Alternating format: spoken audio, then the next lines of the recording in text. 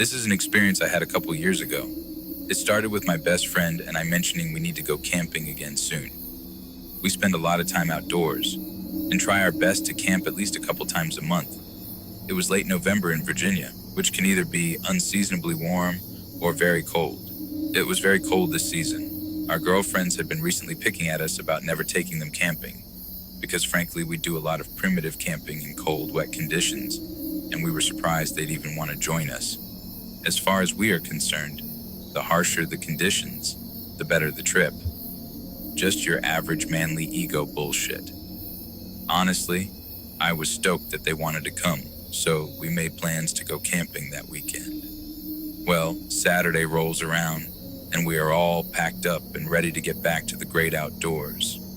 We head onto the highway about 2.5 hours west into the mountains. As we approach our secret camping spot, it is getting colder and begins raining. I could tell my girlfriend was getting nervous about the dwindling light and setting up camp in wet conditions. My best friend and I do this frequently, so we reassure her it'll be fine. We arrive at the secret spot, which is essentially a scenic overlook that you can park beside to look at the beautiful mountains. However, by this point, night has fallen, so all you can see at this point is the flickering city skyline miles into the distance. Anyone that spends time in the mountains knows that it gets dark very quickly once the sun drops behind the peaks. It is still raining, and cold now. If I had a guess, I'd suspect it was about 34 degrees. The wind was violently whipping as we unpacked the car, and I could quickly see our girlfriend's demeanors deteriorating from once excited to, why did we want to come to this? To try to explain this camping spot, there's a small trail that leads off the scenic overlook that then drops vertically down a huge rock scramble, which if I had a guess is about 75 feet to the bottom of the cliff, which the scenic overlook sits on top of. This is not an officially marked trail, and you can sort of visualize it as somewhere that teens park and walk down to go smoke weed. You're not allowed to camp there legally, but we were young and arrogant. We had a secret spot. It is relatively difficult to navigate your way to the bottom, and we always travel down very slowly to avoid broken ankles, falls, etc. I had all of my gear out of the car and was ready to start making our way down this trail. My girlfriend and I made our way about 50 yards away from the car to the beginning of the trail. We sat down in our backpacks and waited for my friend and his girlfriend. 2 to 3 minutes pass, and we are wondering, what is taking them so long to get their gear out of the car? Remember, it's raining and cold, so we were feeling slightly impatient. After about 5 to 10 minutes passed, I was like, all right, what the hell, let me see what's going on. I left my girlfriend standing there and walked back over to the car. I can hear my friend and his girlfriend arguing. What's wrong? What are y'all doing? I asked. He locked the fucking keys in the car. Well, fuck. It is now almost 10 o'clock at night, freezing, raining, and we have no cell service. The nearest town is 20 miles away. Immediately, I'm annoyed because if there is one thing to not do right now, it's what he just did. I walk back over to my girlfriend to let her know what's up. She suffers from a joint disorder which makes her very sore when it's cold or humid, and I can tell she's starting to wince in pain. I yelled to my friend that we're going down to get the fire set up because she's obviously uncomfortable. My main concern is getting her warm, and I'll be back up in a while to help him figure out this car situation. We turn on our headlamps and start slowly inching down this steep, rocky decline. Remember, it is raining, but the worst part was the mist. It virtually renders your headlamp unusable. It illuminates all the fog around you, which makes it difficult to see. I helped hold her gear, she'd go down, grab my gear, I'd go down, and we slowly repeated this process for about 20 minutes, trying to make our way to the bottom. Even though this is a pain in the ass system, we're slowly making our way down. Again, she hands me her gear, then she comes down, takes my gear, I go further down. We're probably another 10 minutes from the bottom where we typically set up camp. What is that? She says. I could hear fear in her voice. I look down at the rocky decline, squinting through the fog. I see a tarp. I said, oh hell yeah, free tarp. I figured someone at the top of the cliff had their tarp blown off and they never tried to retrieve it, so I was excited. I start inching my way over to grab the tarp, and as I'm about 5 feet from it, I see something that catches my eye. It's a handheld shopping basket from a grocery store. You know the ones. I can't make out what's in it, but it looks to be snack wrappers. I turned around and my girlfriend looked like she was gonna cry. Is that a fucking person under that tarp? I reassured her there is no way in hell. We are in the middle of nowhere. We're the only car parked up there, and it is freezing rain, and this person has no fire, no gear, tent, or anything. We are not near any major roads or trails, so there is no way it's a through hiker or a homeless person out here. There are no stores, restaurants, nothing. On top of that, who could sleep on a 35-degree incline on slate stones? I inch closer to grab the tarp to snarkily prove to her she's being dramatic. My light is shining on the tarp. It moves. We both freeze like statues, and I silently stare because again, my mind would not allow me to believe there could be a person sleeping on the side of this fucking hidden cliff with no gear in these conditions. It has to be the wind. My eyes must be playing tricks on me. I look back at my girlfriend. She's slowly backing up the incline. I look back down at the tarp. It starts moving. That's not wind. Someone is waking up under that fucking tarp. My heart is now pounding. I turn to my girlfriend and shakily whisper, "Run!" Before I could even say that, she is hauling ass, scrambling up these loose falling rocks. I heard a half-awoken gravel-voiced moan and started busting ass up behind my girlfriend. I stopped as she went ahead and turned my light off and listened. I could hear that person down there shifting stones around. They were up and walking around. We woke them up. Are they going to follow us now? I tried to stay reasonable despite my fear and wondered if someone was lost or hurt down there. I called out, "Are you okay? We can help if you need help." Dead silence. Hello? They were choosing not to respond. At that point, I said, "Fuck this," and continued up. We frantically made it up to the car, and my girlfriend is in tears. Freaked the fuck out for good reason. I'm pacing my mind trying to figure out what the fuck that person is doing. No gear, no shelter, no car, no fire. Once we inform our friends what happened, they're now freaking out because we can't even get into our vehicle to leave thanks to Captain Dipshit locking his keys in it. Love you, dude. The rain has since picked up and we are sitting under a tarp huddling for warmth while my friend walks around trying to get cell service. I am sitting there dead, staring at the trailhead in case that person comes up. Finally, my friend gets through to a locksmith. You don't even want to know what he paid for after hours recovery. But someone finally showed up. We told the locksmith what happened, and he told us to get the hell out of there and find somewhere else to camp. He'd lived in the area for a long time and then went on to tell us about the various mysterious murders that have happened over the years. Hikers missing, hikers found murdered. He said something along the lines of, "Some people hide away out here for a reason." We didn't even camp that night. Everyone was so freaked out, we just drove back home. The whole car ride back was silent. I still lay awake some nights wondering what that person was doing. Were they on the run from the police? Were they just a highly hardened yet unprepared camper? How did they get there with no car? Why didn't they have a fire going if they were just camping? They were just laying on the side of a cliff in the pitch-black freezing rain. I wish I could truly convey the type of area we were in. This is not a place a homeless person could survive. Any person that frequents the outdoors knows that humans are a bigger threat out there than most animals. I'd always heard that, but this was the first time I believed it. It made me reflect on how many things I did wrong.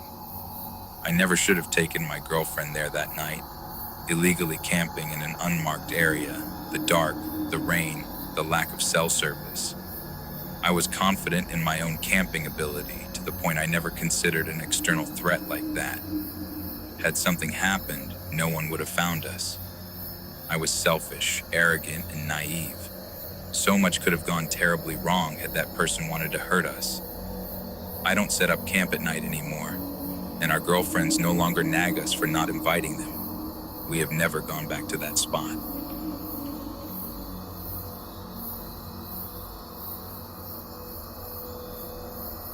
In May 2009, I had just broken up with my girlfriend of almost 3 years. We had moved from Calgary to Toronto and were still stuck living together after the breakup as we didn't know many people in the city yet. Needless to say, the situation was pretty stressful and upsetting. So when a buddy I was going to school with at the time suggested a weekend camping fishing trip, I jumped at the chance. He grew up in an area about an hour outside of Toronto called Flamborough. It's really beautiful. Loads of lush forest, farmers' fields, and small rivers and creeks. We decided to camp and fish along a creek called Grindstone Creek. It's close to some wetlands, and the fishing is supposed to be great. We ended up setting up our camp in what was probably a farmer's field. I'm guessing it was trespassing on our part. Bordered by a gorgeous forest. We spent the evening fishing, shooting the shit, and drinking some quality craft beers. As it got darker, we made a little fire and roasted potatoes and hot dogs. All in all, it was a really good night. We turned in just after midnight, and we shared a tent.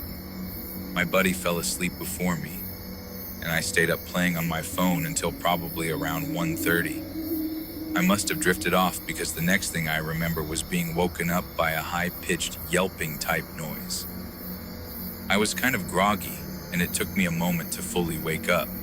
The yipping was incessant, and it sounded like a weird coyote. I laid there for a moment listening and then started playing on my phone again. The noise was annoying as hell. I tried ignoring it, but it sounded like it was getting closer. Finally, it sounded like it had to be no more than 10 feet from the tent.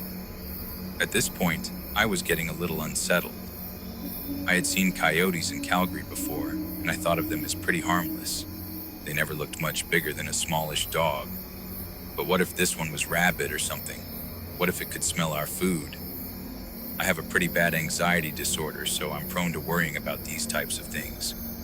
I nudged my buddy to see if he was awake, and he was. The noise woke him up too. We discussed what to do about the coyote, as we hadn't brought anything to scare off critters. Not a BB gun, nothing. Finally, he decided he would shine the flashlight on it and holler a lot, hopefully scaring him off. He unzipped the tent, and I watched him pointing the flashlight out into the darkness. I'll never forget what happened next. His legs suddenly went all wobbly, and he sort of stumbled backwards into the tent. He had a really dumbfounded look on his face when he looked at me and babbled, "It's not a coyote, it's a dude, it's some weird dude." Normally, I would have thought he was messing with me. I'm a huge wimp and scared easily. I won't even watch horror movies. But I've never seen someone look that scared. And I never want to see that expression on someone's face again. So I knew he wasn't pulling my leg. The weird yipping and howling type noises were still going on, and in retrospect, it really didn't sound like a coyote, but I guess in our groggy states, it was a way for our brains to make sense of it. Anyways, he kept telling me just to look out the tent flap to make sure he's not crazy. At this point, I was having a full-blown anxiety attack. My heart was racing. I felt like shit, but I had to look. So I slowly peeked out the flap and waited for my eyes to adjust, and that's when I saw him. He was standing only a few arms lengths away from the tent. He was swaying a little and wearing a baseball cap. What made it awful, though, what was really creepy, was that he was wearing women's lingerie. That's when I knew there was most likely something very wrong with this guy, if the making high-pitched noises at a stranger's tent in the middle of the night didn't give it away. After I pulled my head back inside the tent, my buddy and I discussed what to do. Finally, we decided to yell at the guy to fuck off. My buddy started yelling, "Excuse me, can you fuck off? We're trying to sleep in here." The noise stopped. It was dead silent, and that's when we heard footsteps running towards the tent. They stopped right outside the tent, but we didn't waste any time. We started yelling again, "Seriously, fuck off. We have cell phones in here. If you don't fuck off, we're going to call the cops." With that, we heard him walk by the tent and head off, sounding like he was moving towards the road. Needless to say, we laid awake, petrified until the first sign of sunlight. Then we hightailed it the hell out of there. We discussed our experience on the way home, and were both pretty embarrassed about how scared we got. It definitely was not manly on either of our parts. I think because we were both ashamed of how we let some weirdo freak us out so much. We really haven't ever talked about it since that day. So there you go. Here's my weird story. I'll always wonder what the hell that guy was doing out there, or what was wrong with him.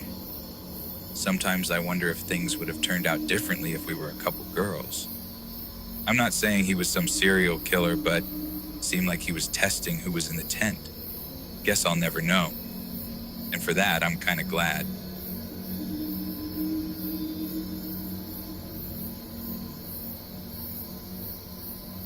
Let me start by saying, first post on this sub, so if I dickered up anything, please tell me and I'll fix it. Also, for reference, I was a 19-year-old female at the time. Still female, of course, just a little older. I love camping. Anytime my friends and I came home from college, we would load up our cooler with beer, grab some gear, and go screw around outside. Unfortunately, when I was actually at school, none of my sorority sisters or other friends ever wanted to go with me, so I would often suffer withdrawals from camping. One day the weather was way too nice to waste, so I grabbed some of my gear, hopped in a car I borrowed from a buddy, and drove to a spot that was secluded yet within a safe distance to civilization that I could run and get help. Camping also creeps me out sometimes, but that creepy feeling is also somewhat of a plus for me. It's the same reason that people read these stories. It's fun to be scared, so I make a little camp and get a fire going. I hadn't brought all that much to eat, but I was enjoying myself, reading and looking around the area, that sort of thing. I got the feeling I was being watched, and I stopped dead in my tracks.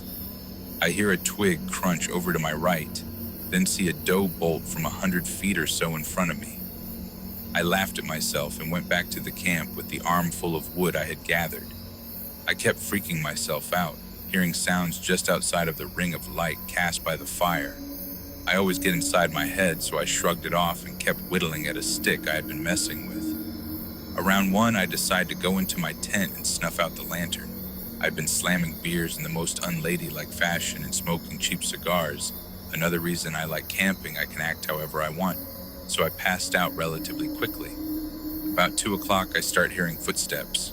They sound pretty light and sort of timid. I think to myself that it's a deer or other animal, more likely a raccoon because I had probably left some food out. I'm still on guard though. About 30 minutes of sleeping with one eye open, I hear a rubbing noise, and the tent fabric is being pushed in a bit. I don't know how I didn't shit my sleeping bag, but I just sat there paralyzed with my K-bar in my hand.